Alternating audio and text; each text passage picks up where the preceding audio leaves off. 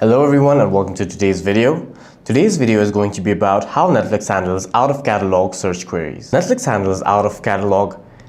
uses a special recommendation algorithm to handle out-of-catalog search queries, which helps suggest related or similar content rather than just giving you a dead end.